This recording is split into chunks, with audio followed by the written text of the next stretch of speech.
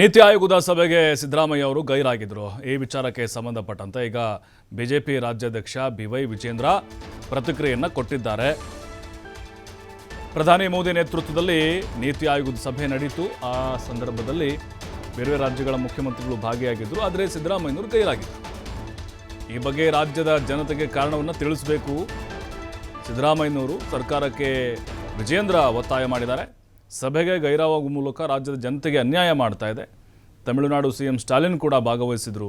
ನಮ್ಮ ಸಿಎಂ ಸಭೆಗೆ ಬಹಿಷ್ಕಾರ ಹಾಕಿದ್ದ ಕಾರಣವನ್ನು ತಿಳಿಸಬೇಕು.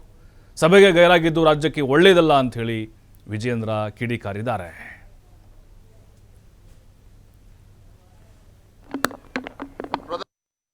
ನಿನ್ನೆ ದಿನ ಪ್ರಧಾನಮಂತ್ರಿ ನರೇಂದ್ರ ಮೋದಿಜಿಯವರು ದೆಹಲಿಯಲ್ಲಿ ಮಹತ್ವದ ನೀತಿ ಆಯೋಗದ ಸಭೆಯನ್ನು ಕರೆದಿದ್ರು.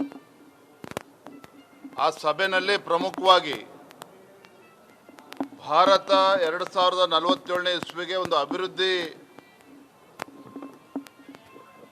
ಹೊಂದಿರತಕ್ಕಂಥ ದೇಶ ಆಗಿ ಪರಿವರ್ತನೆ ಆಗಬೇಕು.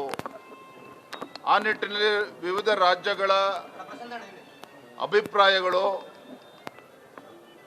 ಆ ರಾಜ್ಯಗಳ ದೂರದೃಷ್ಟಿತ್ವ ಎಲ್ಲವನ್ನು ಕೂಡ ಸಮಗ್ರವಾಗಿ ಚರ್ಚೆ ಆಗಬೇಕು ಅಂಥೇಳಿ ಪ್ರಧಾನಮಂತ್ರಿಗಳು ನೆನ್ನೆ ಸಭೆಯನ್ನು ಕರೆದಿದ್ರು.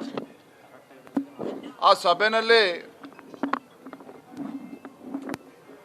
ಕಾಂಗ್ರೆಸ್ ಆಡಳಿತ ಇರತಕ್ಕಂಥ ರಾಜ್ಯಗಳ ಮುಖ್ಯಮಂತ್ರಿಗಳು, ತೆಲಂಗಾಣ ಇರ್ಬೋದು, ಹಿಮಾಚಲ ಪ್ರದೇಶ ಇರ್ಬೋದು, ತಮಿಳುನಾಡಿಂದ ಅಲ್ಲಿನ ಮುಖ್ಯಮಂತ್ರಿಗಳು ಸ್ಟಾಲಿನ್ ಅವರು ಕೂಡ ಭಾಗವಹಿಸಿದ್ರು.